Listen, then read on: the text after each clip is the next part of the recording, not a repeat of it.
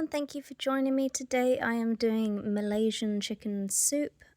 This one was a bit of a fail, but I have ideas on how to fix it, so I will let you know as we go on. To begin with, we want 1.35 kilos of chicken, and you're going to put that in the slow cooker upside down.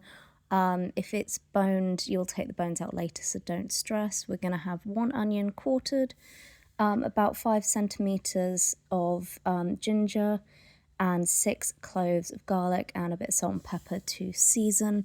I used the pre-made stuff because all you're making is like a stocky broth with this. It's not going to be blended later. That was also enough water to cover the chicken, which was about 500 ml. I would suggest putting another 500 on top of this.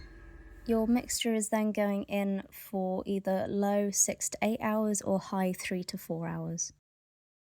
Once it's done, you're going to take your chicken out and pull it and strain your broth into another saucepan big enough for your soup. I'm sorry, I'm left-handed.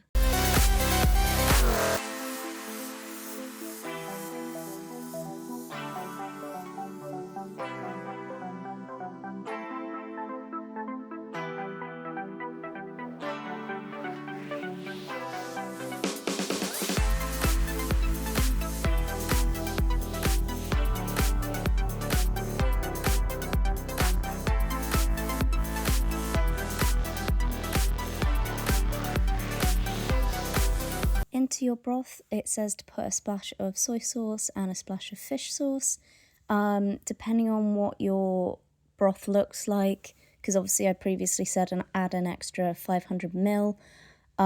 You might want to add 250 ml of vegetable stock, but be prepared to maybe do about 500 again, just because you've got to cook this off and it's going to reduce again. Also, I found the chicken absorbed a lot of liquid, so just let me know what you end up making.